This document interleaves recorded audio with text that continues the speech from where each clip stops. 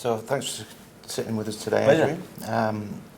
We formed a business together recently called AssetWize. Yep. Well, could you just tell us a little bit of why JGS sort of listened to us around the idea? And Well, I think, Craig, from our perspective, the critical thing that we offer customers is advice. We're independent. Our view always is not to be a postbox, not just to be a recorder of other people's views, but to offer customers advice about how they best strategically operate in the real estate industry. And it seemed to us part of that kind of independent, unique selling proposition was how you make sure all the aspects of real estate ownership and management are covered. And the discussions we had about the AssetWize concept seemed very naturally to fit when we talked about it, the owners of JGS talked about it, seemed very naturally to fit into that spectrum of, if I want to be an investor in real estate and I want independent advice from us, from JGS Property, I can add to that independent advice by telling people how better to own in the long term and manage and understand their investments. We do lots of work when we're acquiring assets for customers and managing them around the life cycle benefits. All of our investment analysis is about 10-year hold periods or 20-year hold periods. One of the things I think that we saw very early from our discussions was how you can enhance that offering to people independently. In a sense, AssetWize can stand by itself, and quite a lot of the work we're doing already is independent of our other customers.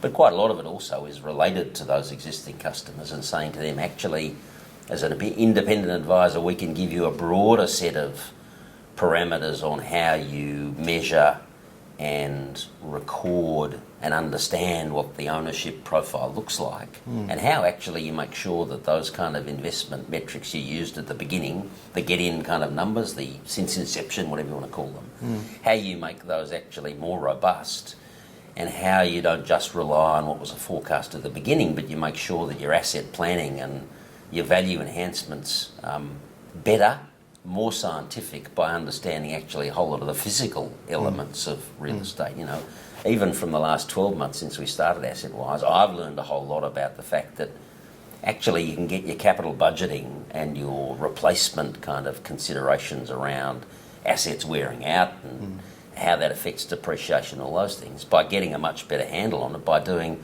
what are relatively simple surveys of actually the condition of the existing asset, its life cycle, when the important things are going to wear out and when the little things are going to wear out. Doing that better means you do your capital budgeting better, and capital budgeting, and I'm sure in some of your other discussions for these kind of round tables you've talked about how capital budgeting affects performance, investment performance, has a big effect on IRR. The more money you spend in certain times can reduce or increase the IRR. Our view, I think, when we talked about AssetWize, is you put all of that into the kind of investment modelling, the independent advice piece. Actually, you can give people a better outcome just by doing things that they should be doing anyway. So was it also a gap in what you were given as a service offering in other areas as well? Or? I'm not sure it was a gap in what we're offering. I think we always had in contemplation, and we always do when we offer people investment advice, we always think about, very importantly, what do you do with the physical plant and equipment in the building, and how are you thinking about when you should replace it? What happens, of course, is for lots of those things, everyone has some sense of when it needs to be done. They do condition reports, and that's what AssetWize does at the beginning. Typically, lots of the plant and equipment expenditure gets pushed out because other things become more important. My view about the benefits, in part at least, of the AssetWize kind of thing in the investment modelling and ownership, the independent advice piece, is actually you can, if you've got a much better, much more scientific understanding of what the life cycle is of all of the plant and equipment, the whole premises actually, the whole infrastructure, you can match it better to things like tenant expiries.